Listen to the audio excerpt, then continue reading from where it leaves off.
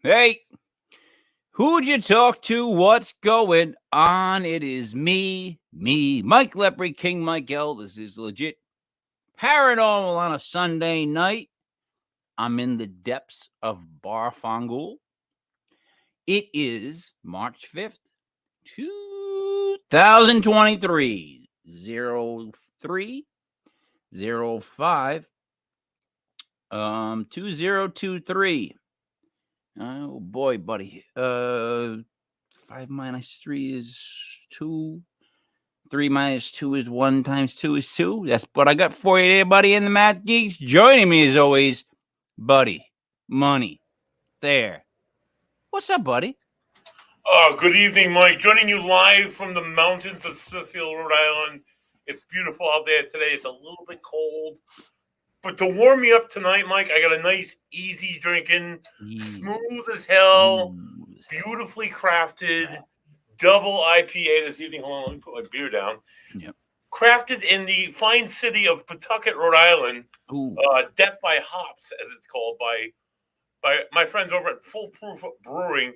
It's a lovely beer, Mike. It clocks in at a massive 9.4% alcohol by volume, which would normally be wow, that's got a lot of alcohol content in it.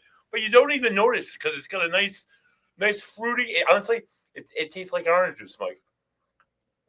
And can't have too many of them though because 9.4 will knock me on my ass. I'll be rolling down the mountains here in Smithfield, but absolutely delicious beer, and I'm very excited to be drinking it. So it tastes like orange juice. Yes, but it's beer, Mike. It's made with Centennial and Citra hops, and it's absolutely soft mouthfeel. Doesn't hit you in the face with a racquetball. No. I'm just saying it doesn't taste like beer. It tastes like orange juice. It tastes like beer and orange. Yeah, something like that, Mike. Yeah. You want to do the introductions? Yes, Mike, I would love to do the introductions. Unlike our beer that joins us from Pawtucket, Rhode Island, our guest comes to us all the way from Vancouver, Washington, on the other side of the country. He's had a lifelong fascination with alternative healing, consciousness expansion, and human potential. His first book, Slipstream Shaman, talks about quantum healing for individuals, communities, the planet, and beyond. He also delves in ghost hunting, if you will, and paranormal stuff. Please welcome to the show, Todd Wilcox. Welcome, Todd. Hey, Todd. Thank you. I'm excited to be here. I love the intro music. Almost hated when it ended. Thanks. Buddy actually gave you a pretty good intro. That was, right. I didn't screw up his name. No, you did great. Show. Yeah, almost every show. I like a big shot. Yeah. Right. You could have added and stuff if you wanted to. We get you going on. So Todd, the word shaman, right? The only reason I know that word myself personally is just my my affinity towards Marvel comics growing up as a kid. So I got that covered. Now, to everybody else though, and I do speak for the dumb. What explain the word shaman first. Let's get on solid ground here. Sure. So really, when you boil things down, and I like things really simple, when you're talking about shamanism, it's about somebody that can work in a place of spirit and energy. And so it's outside the body, it's outside what we can see and feel. And it's in that place that you might call, kind of a dream state. It's in that place where you get through meditation. And so with shaman, you're looking at somebody that can go to a place of spirit and energy and help manipulate that energy to help people feel better and help their lives get better. So not only can you get to that area, but you can help manipulate the energy itself. Exactly. So that's like the second level. That's like so like the associate's degree would be that you can tap into the energy, and the bachelor's degree would be you can manipulate it. Basically. Yes. I would say that's a very fair description. Yes. Whew, I'm glad you agreed to that, buddy. What do you think? Like, what's the difference? You can see how some people, and I don't say some people. It seems like a lot of people, if not all people, if they pay attention enough, have that first somewhat level of being able to tap into whatever else is out there. But that second level, I think that this whole paranormal thing that we're talking about is all based on some kind of energy. So I think for being a paranormal investigator, I believe that the spirits have the ability to manipulate that energy field, the energy fields we move and interact in, and they use that to either communicate with us or manifest themselves. Yes, I absolutely. All right. I'm buying into the whole energy. But thing. then part 2. What about part 2? The ability to manipulate it? Yeah, well, I mean, if a ghost can manipulate it, and like say, like a medium, wouldn't they be able to manipulate? Isn't that a form of manipulating energy? I'm all for it. All right, wow, yeah, everybody can do it. I think, like you say, it's a bachelor degree level thing, Mike. It's not any associate degree level thing, but you got to go a little deeper. And I'm gonna make it a master's degree because you're making it sound too gosh dang easy to get it. Like anybody can just go. I can just go finish it online and get it. I'm not. No. Right, it's not an online degree. Being able to give to touch it. No, there's nothing wrong with online courses. Right, I'm doing that right now myself. And I know you are. You gotta hype your colors. What I'm trying to say is to manipulate it to me is much different. Now, so first of all, you have to come to realization that there's something else out there energy wise, right? Absolutely. You don't have to give me your childhood story. I just want to know when you realize that, hey, wait, I tapped into this. Sure. So a few years ago, and it's been at least 15 years ago, I was on a paranormal team, and you guys know how this works. You're on a team and you run into other teams at different haunted sites. You end up at conventions and things like that together and get to know other teams. And I had a person from another team call me and say they were putting together a group that would go help people that the other groups couldn't help. And asked me if I wanted to be a part of it. And I said, yeah, I would love to be. But guess what? Both of us are a part of those groups that weren't helping these people. What are we going to do that's different? And we sat around and we threw out ideas. And somebody said, what if we got a shaman in to teach us about energy? And that was the one that really stuck for me. The shaman came in, was teaching us how to find our energy. And there's a place between your palms. As you bring your hands together, you can start feeling an energy. Wait, time out. What year was it? You met the shaman. This would have been early 2000s. All right. 2003, 2004. What state in the country did you meet him? Utah. Okay. Oh, a shaman from Utah in the early 2000s. I'm gonna guess. I gotta go with the long beard, long hair, ponytail. I gotta go with it. It's gotta be long beard, long hair, ponytail, but jeans. I would love to completely agree with you, but it was a lady in her 50s. I think she had jeans though. I'll go with that. Does she have long hair? I think so. Yeah, it's been a while since I've seen her, but I do believe so. So I just got the beard wrong. Basically. She might have had a beard. Now we talk. So yeah, she might have had the beard. What was it like? So when you met her, the minute you meet her, she walks in your area. Is it something that puts you on alert, or is it something she wins you over with over time? So immediately I didn't find anything special about her.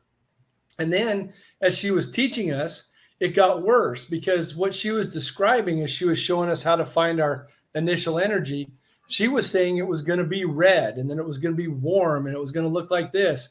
And mine was light blue and cold. And so as I'm having this completely different experience, I really had a hard time listening to her. So I backed out. I sat there. I didn't interrupt anything or make it bad for anybody else. I listened to what she was saying. And then when I went home, I started practicing on my own. And without her distraction saying what it should look like, I was able to find my energy. And then I started working with it. I started off by just covering myself in it for protection when I would go on ghost hunts. The blue. And I started swelling it up to cover my vehicle to keep things out of it. And then I got to the point where I was putting it, I would go into these houses and spread it out and push out anything that was there that was a problem, and then leave kind of a dome around that house to keep it protected. And it was just through these experiments that I was working on that I found a place an even better place. I was using the energy, and I was starting to relax. I was starting to meditate. Meditation for me, and I'd been trying to meditate for 20 years, and it was basically sit on a chair or on a couch, try to clear my mind and fall asleep for 20 minutes. And I would never actually do the meditation. But what I found was when I was covered in my own energy, I was able to meditate and stay awake. And during that, I moved to an even greater space that I call my quantum room. And what that looked like was just a place of mist. Imagine being in a storm cloud, just a big thunder black storm cloud. And that's what it looked like at first. Since then it's evolved. A window grew in it at one time, and I could walk out into a field. And then something happened a couple months ago, and now I'm in the middle of deep space when I do this. And I can see the energy that moves between stars. I can see the energy that moves between clusters of stars. I can see minute particles of things that are out there that you think space is empty, but there's all kinds of things I'm looking at. And that's where my quantum room is now, where I do the healing, where I work with people, where I interact with spirit and energy to make things happen. Can I just interject there really quick, Mike? Go ahead, interject. Your thoughts. So I can remember back for a time I took an Okinawan karate called Weichei-ryu. I did it for a number of years, and in the last few years of doing it, one of the black belts started teaching Qigong, which is like it's like almost like a Japanese, and like very much like what you're talking about. Like you start where you get this ball of energy like this, you kind of build it outward. Now, I didn't know how much I bought into it, but the black belt who taught the class, he could be walking up a hallway completely blindfolded, and somebody as quiet as could be could approach him from behind, and he would turn around. He could feel that energy. He could read their energy like immediately. He would be tested on it by various different people would try it, and nobody could ever like get him from behind because he always felt that energy. It always turned right at that exact moment, and he credited Qigong, the study of energy, which is kind of similar sounding to what you do.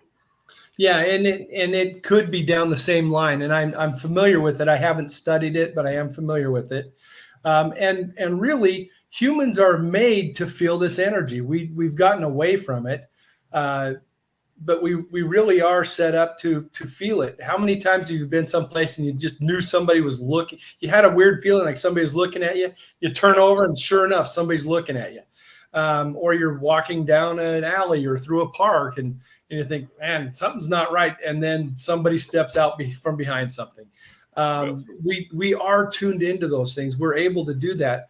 And through focus, and he used Qigong to do that, you can start to develop those abilities. We've just gotten away from it, but it's certainly something that's out there for us. All right, wait.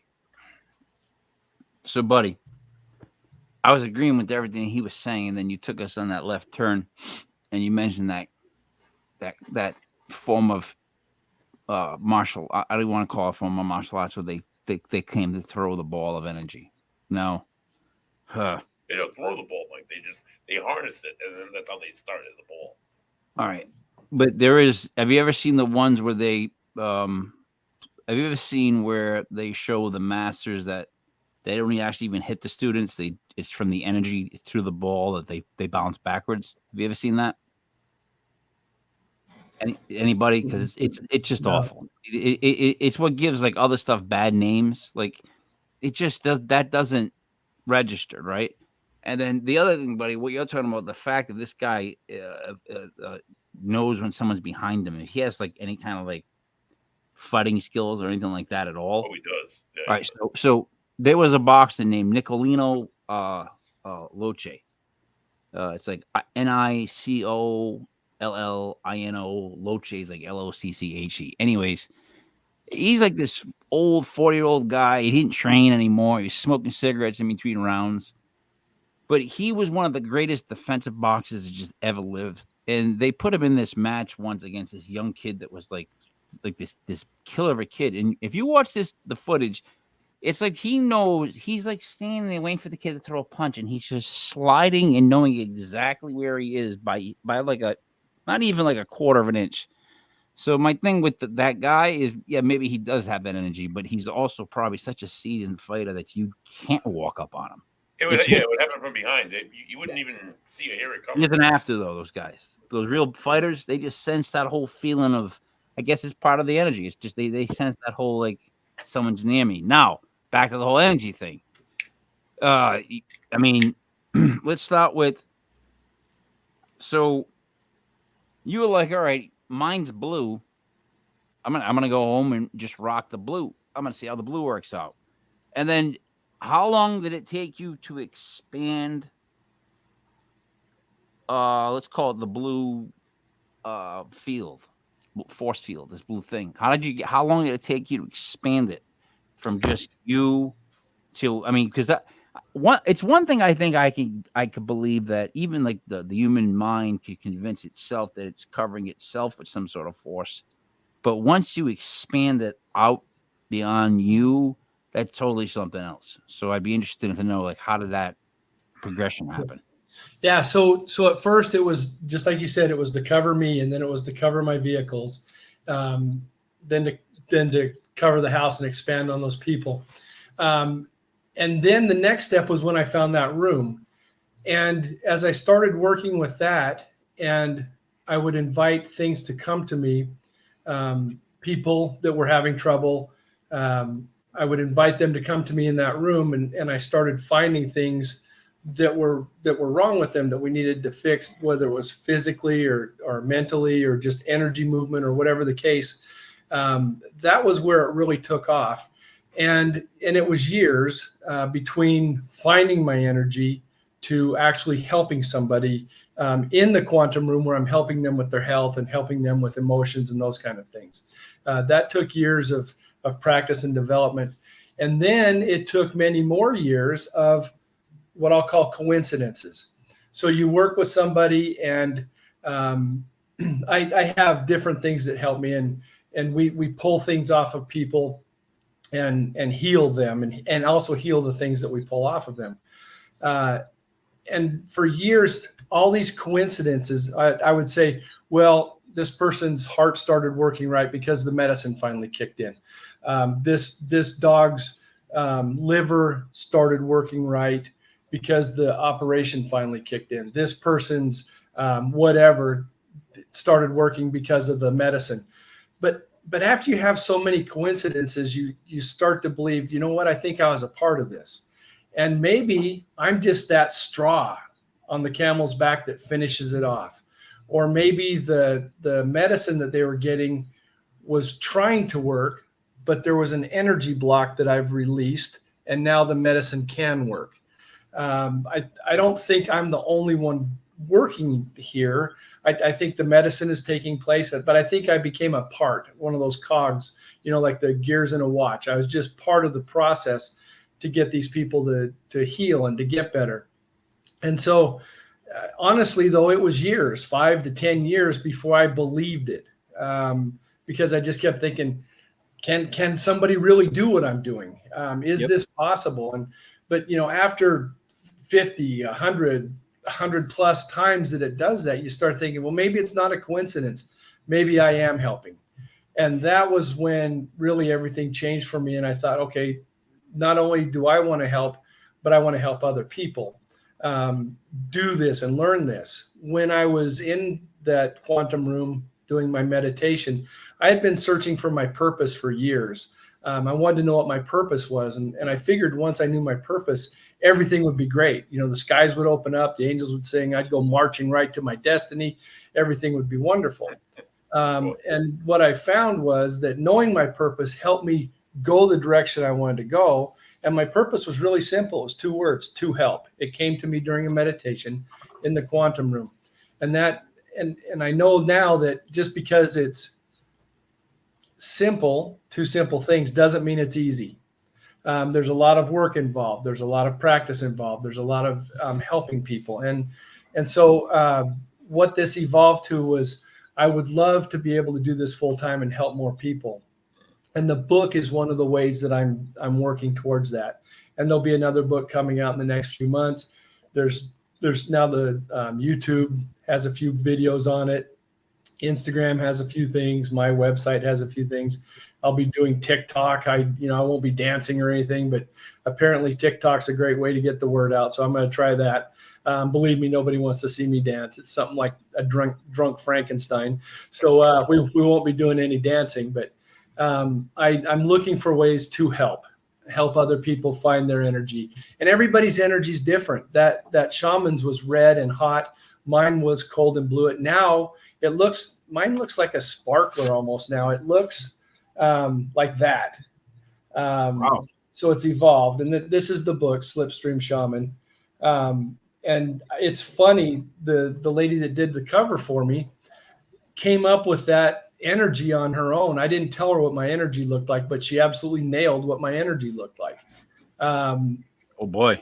Yeah, it was another one of those coincidences, right? No, I'm just saying. I'm in my head. I was just thinking, what if Buddy sent her, for a book for him? How bright red can they make it? You know what I mean? Like, what kind of colors can they make this book? Like, flaming, Buddy, flaming. You know what I mean? Orange, like flaming orange. Yeah. I'm sorry, I digress. But no. So, can you see other people's energy colors? Not so much. And I get asked that question from time to time, like if I see their auras and those kind of things. I really don't see other people's energy colors. When I'm working with somebody and I would call it collaborating or working together, and they've found their energy. They've used the system that I've developed. They found their energy. They describe it to me, and I can see that energy coming to me as we're working. But to just see it on somebody, no, I haven't. But I haven't taken the time to do that either. I've been working on other things. So maybe it is something I could do and help them, tell them what their energy is. But I hate to interpret, and telling somebody what color their energy is part of interpretation. I want to tell people what I see and let them do the interpretation. So that it's theirs and not mine, and I don't taint it in some way. All right. So healing. You talk about healing. On what level of healing are we speaking? Because there's so many levels of physical, mental, metaphysical, going on. What type of levels are we speaking about? So we're talking about anything from a sore knee or a sore shoulder, all the way to people with heart trouble, to people that have had organ transplants. I've been lucky enough to work with some organ transplants, the donors, as well as the people that receive it. I've got a wonderful story about one of those, if you'd like to hear it. Oh, of course. Yeah.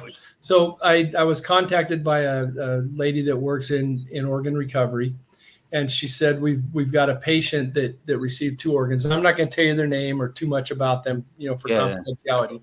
But no, but can you tell me their insurance number? They didn't even share that with me.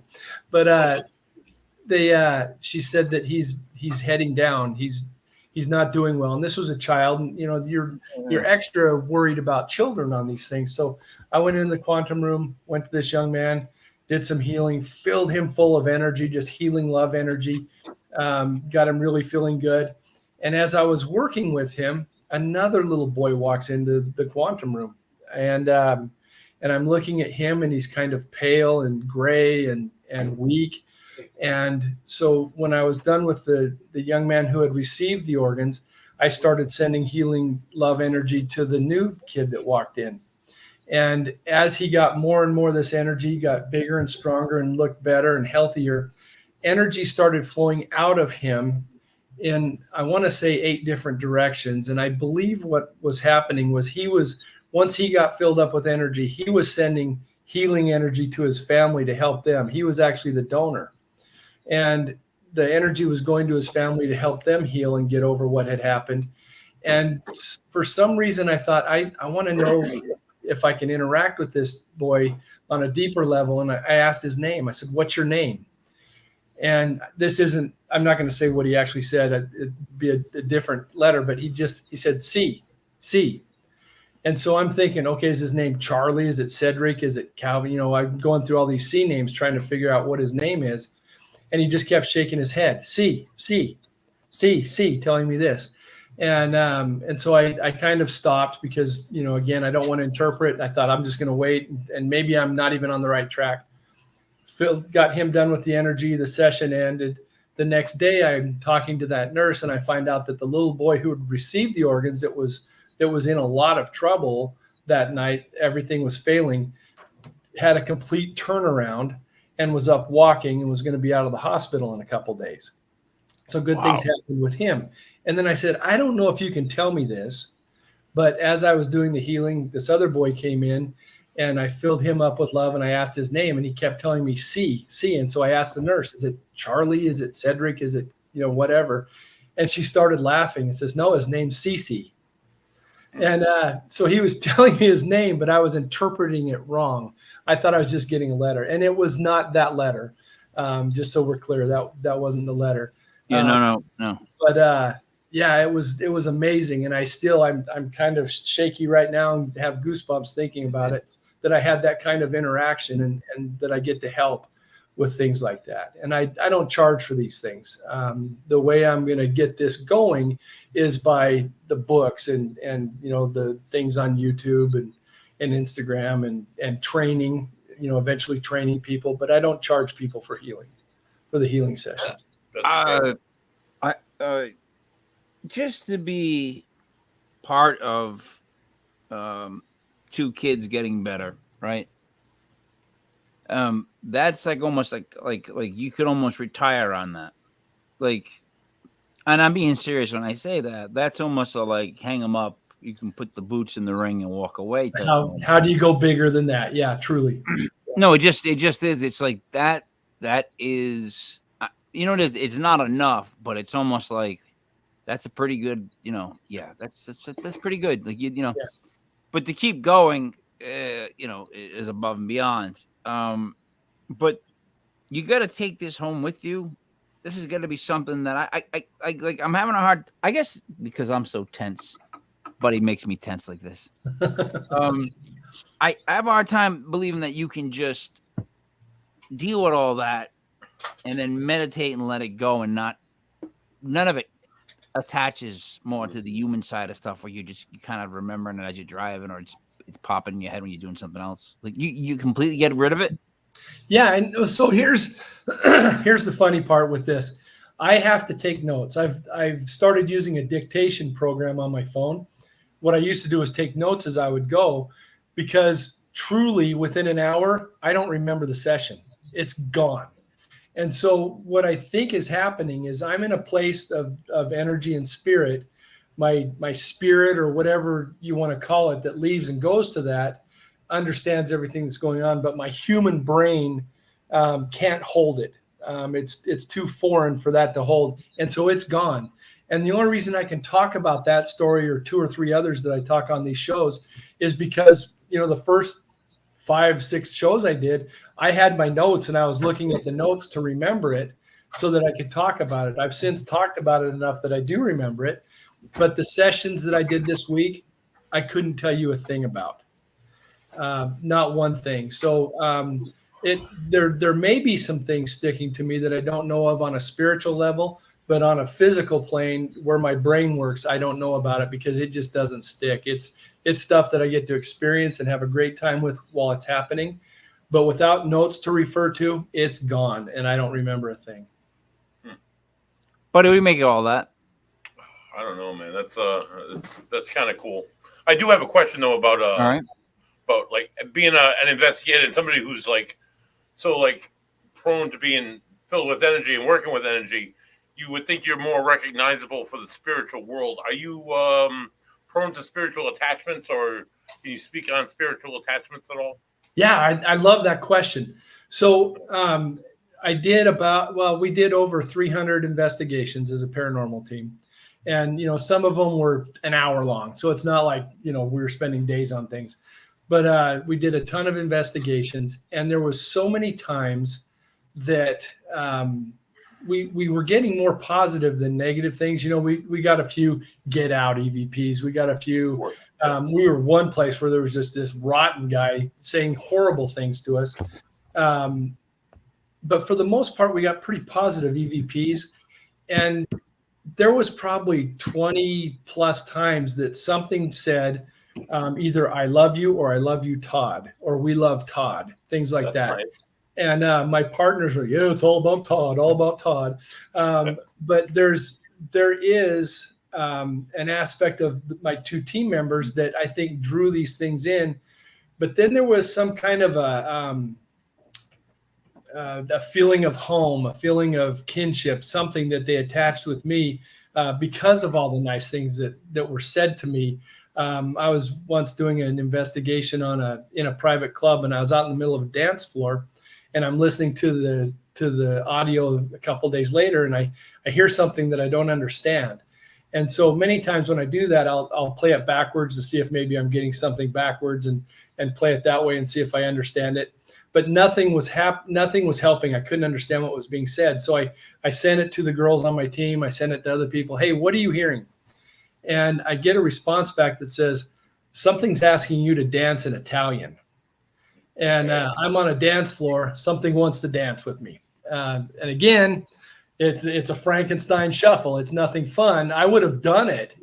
Had I known in real time that something asked me to, I would have done it. But that was pretty amazing. So yeah, I think I do have some kind of an attraction to spirits, to things in energy, and I also think I have an attraction towards them, and that's what led me to this. What type of dance club was this, Todd? It's called an Elks Lodge. It's a private club. And there's the Elks, the Eagles, the Moose Lodge, all those type of things. It's one of those. Okay. No, I'm just saying, speaking as a full-blooded Italian American, families on both sides from Italy, buddy, you have to drink. I was gonna say, I thought you were about to say you were like in some '90s club where they were playing like Rob Bass or Stevie B and some good doers like that.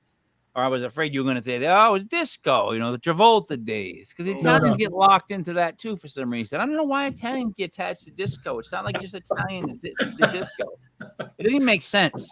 It really doesn't even make sense, Italians with disco, but whatever. Whatever. Yeah, and I pictured that it wanted to do a slow dance with me. So yeah, I'm pretty sure it wasn't disco or anything else. Right, when I heard that, what I saw in my mind was more of a slow dance. So, all right, you did hear some negative voices, right? We did. This is what bothered me with those. They're usually like basically saying, get out. Right? Mm-hmm. Like if we're going to round them all down, if we had to like average them out, basically the voices are just saying, hey, get out. Right? The slamming of cabs to me, doors, knocks on the wall are basically them saying, hey, get out. Right? So what else did you hear as opposed to, hey, get out? Yeah. So one of the funny things is they seems to have this fixation with bathrooms. And when somebody would say they were going to the bathroom, we always got some kind of not always, but many times got this reply like, I'll be watching, I'll be there, I'm going to, things like that. I don't know if they were being funny or if that's just a common thing, but bathrooms seem to be a very popular place. Was the spirit like a woman? Did they want to go together? Was that? Both. We've had men and women voices respond. I don't know if you guys are familiar with the movie Napoleon Dynamite. Yes. So we did an investigation in a house that was about a block and a half away from Pedro's house. Wow! And I put my recorder up in the attic, and it is odd. I always expected to get more response in basements, but I didn't. Right. Where I got more responses were the attic, and I put my recorder up there, and it was up there for, I want to say, an hour and 10 minutes. And I got over 150 EVPs during that time. Wow. I was absolutely exhausted. And listening back. And almost to the point where I'd swear, God, not another one, as I was making my notes. And there was this horrible man. There was, I want to say 5 different voices I heard up there. And one of them was just this horrible man swearing the F word, everything you can imagine, wanting to kill us, wanting to do this. And then there was a lady and a little girl, and it seemed like the lady was protecting the little girl. And then there was a couple other people that were just kind of on the really. Let me just interject there really quick, Todd. So, we talk a lot about in this show about there being like a lot of people say negative entities, but honestly, in my investigations, I've found maybe one case out of a whole ton that maybe had something non-human. Maybe.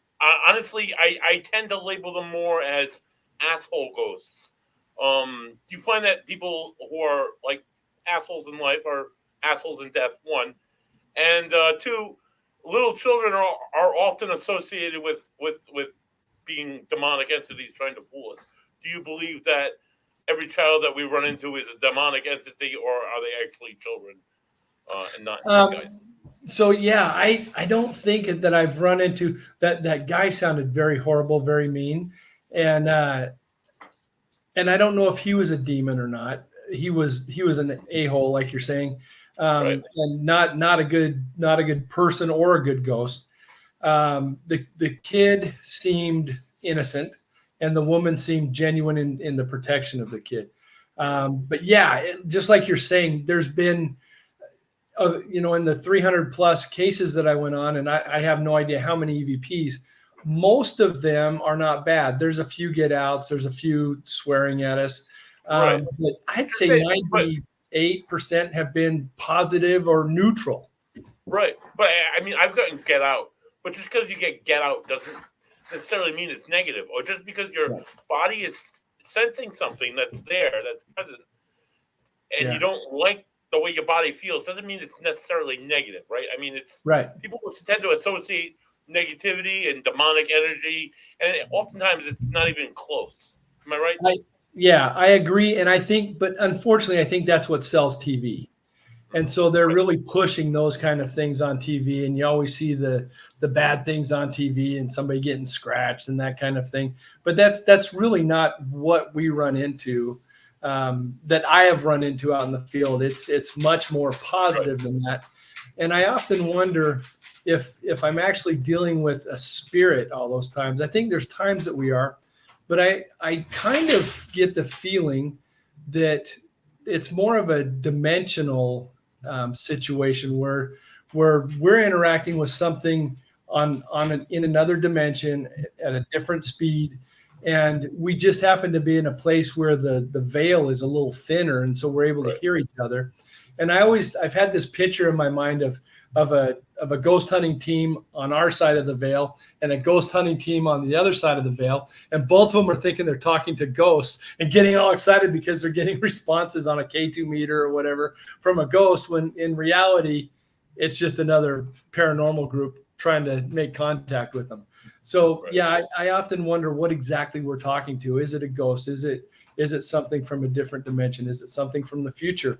Are EVPs even something that just sound waves that have been bouncing around for a long time and just happen to hit our recorder?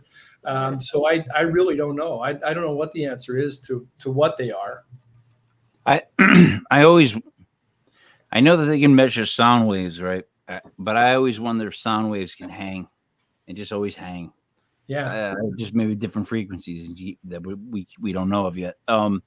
Sorry, but picture like a gigantic dog that just runs into the room, and he had a whole vase or vase, buddy, as you would call it. A vase, of flowers in it. Now it's glass, and it's what's that type of glass that you're not supposed to ruin? It's by a certain company. It's the crystal, the Tiffany crystal.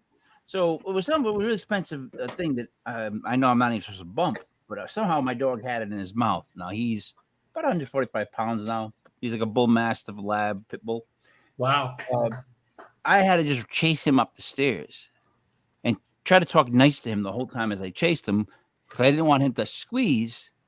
And then now broken glass everywhere. People, they just don't care. I'm sorry, that's an old song, but that in my head. But you know what I mean? Like, so that's I apologize. Now, the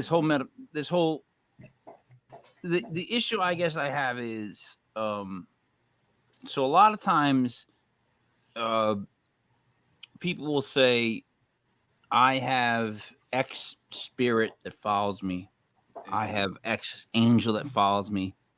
And because of the day that I was born and the position that my mother was in when she gave birth to me, and then the first name of the nurse, I have this. I'm just saying, like, you know what I mean?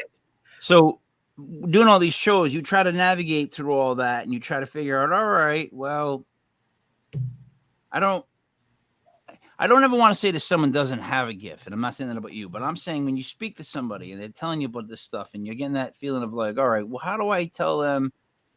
Like, do you tell them to just continue at it? Like, what do you do? Like, I mean, that's serious. If someone comes to you and it's just not quite right, and what they're telling you, what do you do? Do you tell them to look inside, or like, seriously, how do you handle somebody that you know that's either going about it all wrong or just really thinking they have something that's not really something, it might be something a little bit more up here? Yeah, and you do run into that, and thankfully it's the minority. You don't run into a lot of it, but yeah, and each time is different. And I just go with whatever my gut tells me for each one. But many times I've told some people, yeah, I'm probably not the person to help you. You know, if we're getting too far gone, some people that are coming up with things like you just described are really looking for ways to be unique, to be noticed, to have something special about them. And you're not going to help them because the minute you do, in their mind, they're no longer special. They're no longer unique. They're no longer different. And so even if you help them get rid of whatever's bothering them, they're going to invite it back, because now all of a sudden they're just regular Jimmy, and they want to be somebody special. They want to be the person that has this thing. So a lot of times it comes back, and when they do bring it back, I tell them I won't do that again. So all right, we're done. But so now that works the same on businesses, and I heard you guys talking about it. I was chasing the dog about hearing the kids' voices. So now we have some people come on that say they can help spirits pass over. They're good at it. What this the other? Okay. There's a lot of places that have exhibits, or not exhibits, let's say locations you can go visit where it's like, say, a children's hospital or something like that. And there's nothing but children's voices. Now, if they really are children and not demons, like I believe, no, I do. I think all kids go straight to heaven. So anyways, yeah, if they are kids, then why would we not focus on organizing all our people that can help people pass on to head to these places? Or is it because that if you're paying money to have people come to your place, why would you get rid of the kids' voices and you're not going to make money anymore? And then where does that put you in the argument? You know what I mean? Yeah. So the way I look at that, and I'm probably a jerk for doing this, but I look at that and I say, okay, you're helping somebody that's in spirit form pass on to where they're supposed to be. You're in physical form. You don't know what that area is, but you're magically somehow able to help this person move on that can't. Is that like me walking up to a stream and telling a fish how to go catch a fly? I know as much about catching a fly as a fish as these people do about moving a spirit to the other side. I can catch a fly better than I can help somebody pass on. How about that? Yeah. And so I just don't get the whole thing. A spirit, in my mind, should have much more knowledge of moving on than we ever would. And right. and I think it's a natural draw. I don't think it's well, let's just talk about when I'm in that place of spirit and energy, I can do anything. You know, I can truly go anywhere, do anything in that space, right? And I've had two times I've had near-death experiences, and I know I can do whatever I want during those times. So what's stopping these people from doing what they want? Then you have the other component of, especially with kids, when kids are dying naturally and you're talking to them. Grandpa came and saw me last night. We talked about the time we threw the ball. Rex, our golden retriever that we used to have, was playing in here last night. grandma said, I'm going to be with her soon. You know, they start saying things like this, and relatives and you know, all kinds of things are coming to help as they transition. So I struggle to believe that things get stuck like that. And I also struggle to believe that they'd stay in a hospital, because they can go anywhere they want. They can do whatever they want. Now, the hospital has a lot of energy, right? There's a lot of sad people, upset people. There is a ton of energy there, and maybe they're feeding off of that.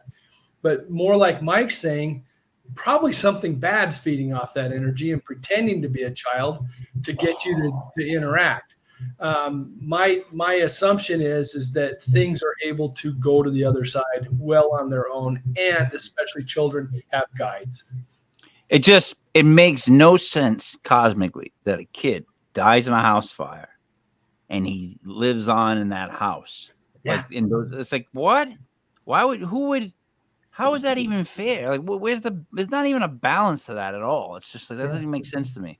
I don't know. When you're in spirit form, you can go anywhere. That kid can go hang out on the moon. That kid can go to Disneyland. That kid can go meet up with family members. The last place they're going to stay is there. You know, but something could get drawn there because of the energy, the sad energy of the fire, of the loss, those kind of things. And I think that's why many times we find things in hospitals, we find things in cemeteries.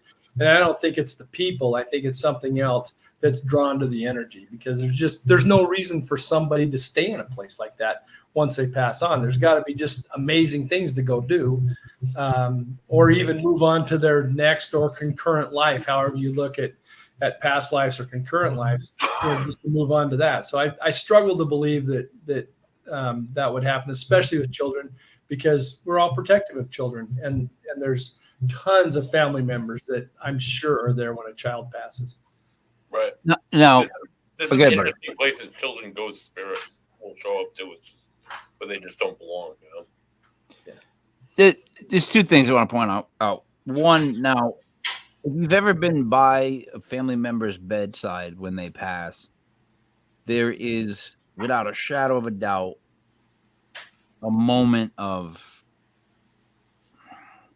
I don't want to say this and sound like I'm making a strange claim, but there's a moment of this weird energy in the room that I'm telling you that is like maybe the first, like you almost, because like you can tell when it's finally gonna the person's finally gonna pass, and when that happens, for like 5 minutes there's this weird energy that just it's almost as if like that's closest to her energy you're gonna be again, as it kind of ascends or leaves, or his energy. Have you noticed that? And secondly, if someone hasn't experienced that moment, I feel like that's also a moment that they're missing out on, as far as, I mean, it's not fun. No one's going to say it's fun, but what I'm trying to say is that's another moment of life that you don't want to deal with ever.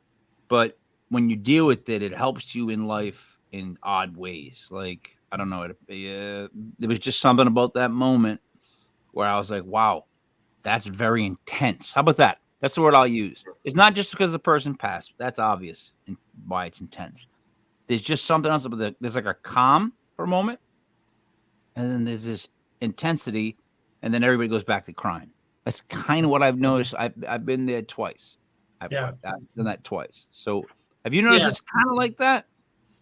And there's that moment right when you're talking about the crying at the end, where it's like the whole room went, yeah. And then the crying, gets back. And the feeling that I've always gotten in those circumstances is it just reinforces that I know there's something else. There's something beyond our body.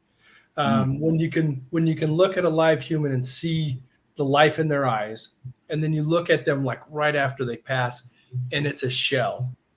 You feel it, you know it. It's a shell. It's gone. That essence is gone, and so there's an essence there. You look in your dog's eyes, that dog has a soul,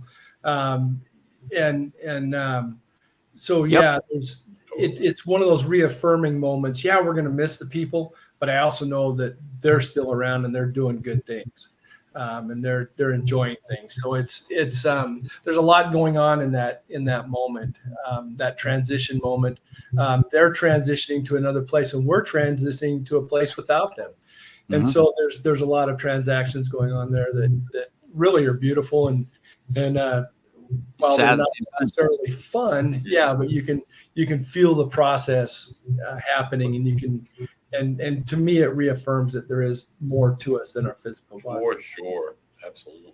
Oddly enough, though, I'm going to say that there's more emotion shown in a dog's eyes than any other eyes I've ever seen. Like, in other words, I can look at my wife and I'll be like, "You want what? What do you want me to make?" And she's just looking at me, and I'll be like, "Chicken," dead face. I'm like, I can't. But my dog can come up to me, look at me. I'm like, "What do you need?" "Oh, you want water?" Like, it's like I can just. Their eyes are so I can't explain. Well, maybe I'm wrong, but have you noticed that those dogs kind of have more expressive eyes? At least dogs have much more feeling to them. Yeah, much more. It's pure love in a dog.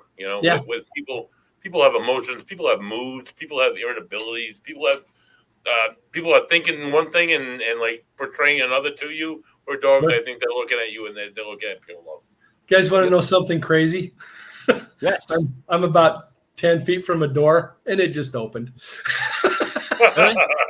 Nice. Why did it? Let me ask you this: it just opened. Was it closed to begin with? Yeah, it was closed, and I've been hearing stuff, banging out there, and there's no wind right now either. It is raining, but there's no wind, and it just opened. Oh, well. Sorry we did that to you, or sorry that you did that to us. Either way, one of us is pretty sorry. cool. Pretty cool. You know the knocks they hear in walls that they claim are knocks? All right, so I've recently heard knocks, and I want to get on the same page. They're not. We did, and those were drips, Mike. I could hear those on the recorder, but go ahead, keep going. No. This is when I was at a hotel. If you recording the time I was in a hotel room. No, not that time. We had to have a conversation after the show, buddy. HR Tuesday 11:30. Like, really? Recording that? What I'm saying is, like, they're not knocks, like knock, knock, knock. They're like a pump. It's almost like a pop knock. Like, I know that's not a word, but that's the sound that I was hearing. So, we were in a hotel room. The walls are cement. There should be no knocks. Like, that's what was driving me bat crazy. I'm like, oh, come on, right? Yeah. It's cement. And then it's 3:30 in the morning. Now, I'll admit, I was a little drunk, probably a little bit high. Hold on one second. If I was high, I was using edibles from highharvest.net. They actually are good friends of ours. They actually make it so that they customize it for you because it's more about how you feel and stuff like that. Anyways, even if I was still hearing knocks. And the one I heard above her head, about a foot above where she was laying on the wall I was on. Now, it's a cement damn wall. It was so loud, right? I'm like, I started to say out to myself, I'm so sick of the show. I'm not doing the show anymore. It's causing me to have these kind of things that happen to me. I don't need anybody else, right? And I keep telling people, Todd, I started hearing, like, at the end of the hallway, knocking on that door. They're knocking on the next door. They're knocking on the next door, getting closer to my door. So I'm like, all right, you know what? Let's go look in the peephole. Let's just go see what this is. I don't care what it looks like, but it keeps coming close. And then it would disappear, go back to the end. So eventually I went to bed. Before I went to bed, I cursed at all this, whatever was around me, and I tried to fall asleep, which I did because, again, I was drinking. Now, knocks, right? My thing with ghosts has always been my good friend, gentleman Dave, has an issue with this. His issue has always been, it seems like they try so hard to create energy to contact us, but they can never come up with something like really good. Like, they'll move like a dish off a table, and he's like, that's really it? Like, you had to build up all the energy to do that? Like, so my gentleman Dave he thinks they should be bigger things. Like, he thinks these smaller things are like, come on, show me something that's like. Now, what do you say to somebody like him who maybe he's not, playing with a full deck of cards, like maybe 48 out of 52? So I really don't know what things are able to manifest and what kind of energy it takes. Maybe that's every bit of energy that they have to make that knock. And maybe it's a natural noise. I don't know. I have had a few knocks in the different recordings we've had. Really not had much in the way of response. Knock 2 times if this is right. I haven't had those things. But K2 meter, we've had the that seems to work really well for getting responses, what seems to be responses.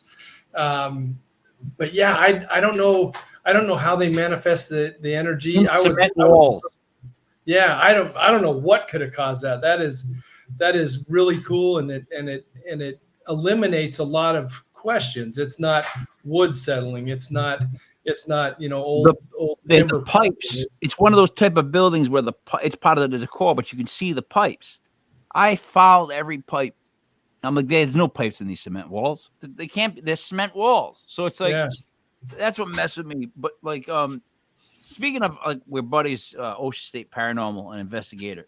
What are your go-tos? Like, if you have to go do an investigation and you don't have much time to pack, well, what are your go-tos you're gonna grab and bring with you? Right in. Yeah. Not you, Todd. Right. That's it. Yeah. So I've got an old Sony recorder. I mean, it's 20 years old, and I've never quit using it. No, it was like the first generation digital. 8 tracks. And I always have that with me. K2 flashlight camera. Didn't have a video for a long time, but that's a dandy that you've got there. That's I got this at Walmart for like $40. I've got more of my best DVPs over this than I've had this for like a good decade now, easily. Yeah. You find those, and Sony makes great ones, and you just don't get rid of them. That one of mine still. I can't. There's another one that makes digital recorders. It's a big one. I just can't switch over. I have to buy Sony because I've had all my best luck with Sony. Maybe it's superstition. I don't know. But have you ever heard a story of somebody saying I bought something at Walmart and then the number was higher than $40? It just seems like every story I've ever heard. I was at Walmart, $40. Oh yeah, that was a great deal. So I didn't get excited when you said the price because I was like, it seems like I have a theory too on that, Todd. I don't know how tall you are, but I have a theory that people that are anywhere from 5'7" to 5'9" will say 5'10" all the time. I'm just being honest. For some reason, they think it sounds better if they're 5'10" than 5'8". Like they just, I'm gonna say 5'10". And then someone like me, who I got measured again, I'm 6 feet, but then they do that like up to the 12th, I think, thing of inches, and I'm like 6 feet, and then 8 out of 12. So they round it to the nearest number. They say 6'1". On my license, it says 6 feet because I know I'm 6 feet, right? I know taller people than me. Plus, I know when people are shorter and they round up to 5'10". And whenever someone says 5'10", I'm like the perfect measuring stick for it. I look at them and I think, all right, you're about 5'9", right? It's just, buddy, do you ever notice that's the number they go to? Yeah, but on your license, you can say you're like 6'10", and they would put it down. It doesn't have to be exact. They don't measure you. Yeah, but I'm not putting 6'1". I just would never do that. Like I never would round up. You don't round up in height, is what my theory is. I could imagine. I've been over 6 feet tall since I was 10 years old, so I can't really attest to having that. So non-freaks of nature, Todd, have you noticed that most people will say, "Hey, I'm 5'10"? I have heard 5'10" so many times. Now that you say that, I have heard that number a lot, and I was, when I was young, I was 6'2.5", and I always said 6'2.5". There you go. I had that half. I was not going to miss out on that half. I have shrunk. My son is about 6'1", and I look up at him now. And my son-in-law is 6'2", and I look up at him as well. And so I don't know what I've shrunk to, but at one time I was 6'2.5". Yeah. You know what it is? It's easy to say 6'2.5", but when you say 6 feet and a half, you're going to confuse people from Rhode Island. They're going to be like, what's that, 6'6"? What are you talking about? What's 6 feet and a half? What the hell is that? What do they mean? I'm not going to say 6, well. I'm 6 feet and a half inch. Like, that's another line I'm not leading with. So 6 feet. That's it. Or 6'1"? I never made 6'1". Well, never made it. No, I never made. But I never made 6'1", so I'm not taking that credit. You can always say 72.5 inches. Yeah, 72.5 inches, roughly. All right, buddy, we already hit the hour. What do you got as far as your wrap up? I know you. Oh, well, Todd, it's been awesome talking to you. I love talking to anybody who does energy work in the paranormal, because I'm a paranormal guy, and I get these feelings from time to time, and I want to say it's just energy. It's not negative. It's not positive. It's just my body reacting to energy, and it's reassuring to talk to someone like yourself who works in all areas of energy and has such a connection to it and the paranormal field. Yeah, thank you. Speaking of connections and energy and energy work, if you're not doing anything next Sunday, viewers, of course you won't be, because football's not on and baseball's not going. So what else are you doing on a Sunday at 7:05? Join us live for Roland Comtois. He's a local medium, spiritual medium. He does various. Oh God, I gotta take him down now. Purple papers. These messages he writes on these bits of purple paper, and they're like, I have 4 of them in the last 3 years, and they're absolutely like, they'll grab your soul and they'll pull you in. So let us pull you in next Sunday live at 7:05 for Roland Comtois, and God knows what he's going to say, but it's his first interview in like 3 years. Todd, so we're really excited for Roland. This guy's coming in, right? Like, so like if I listen to people around me about him, and I listen to how giddy Buddy is, and he keeps stacking the show at more guest hosts, he's got like a Babe Ruthian likeness about him, right? It's like Prince. We're gonna have Prince on, like the artist formerly known as that guy. Yeah. Like, it's gonna be like that big a deal. So like, I'm excited, but I'm glad that I'm naive to him completely, because that'll give me the advantage on this. I won't be telling him how great he is and hoping for a purple paper. I'll be the guy saying, I don't want a purple paper, pass it on to one of these guys. I'm good. Now, however, if you happen to be in the Rhode Island area and you're looking for a good beer, stop by Foolproof Brewery in Pawtucket, Rhode Island. There's various different beers, and this is the beer I'm drinking tonight. Guess by hops. 9.4% alcohol by volume. We figured that out. Absolutely delicious. All right. Todd, what would you like to say to wrap it up? Anything you'd like to talk about that's upcoming? Yeah. So anybody that's interested in learning about finding your way in spirit and energy, I have the book. It's called Slipstream Shaman. You can go to my website, slipstreamshaman.com, or search that at Amazon and get it. Also, excuse me, if you go to YouTube, type in Slipstream Shaman, you'll see some of my videos. And to learn about what we're doing, anything that's coming up, follow us at Instagram at Slipstream Shaman. And we're just looking to help more and more people, and that's my goal as we keep going. It's rare to meet positive people. I know you don't think so because you're a positive person, but I'm telling you, as somebody that's a little bit of both, it's just rare to meet positive people, especially people that are dealing or want to deal mainly in positive energy. I know that seems weird, but a lot of people seem to want to throw themselves into negative energy and see if they make it on TV. Yeah, basically. But no, it's been a pleasure speaking with you. And if you do get a chance, though, type in Nicolini Loche and just watch his fight. He's got one video made of him called "The Boxer No One Can Touch Explained." It's just to see how good he was at. He always knew where to put his shoulder and slide stuff. I know it's off topic, but you guys would love it, and I really think you'd get a kick out of it because he's smoking a cigarette in between rounds, and this young kid who was undefeated could not touch the guy. He's bald and he's just like, hey. They said as he got older, because he was older and he didn't train, that he was no longer scared. So that allowed him to be better on defense because there was no he's like a cobra. It's unbelievable. But thank you so much for being on the show, buddy. Thank you for your beer of the week. Let me do my little wrap up as we go like this.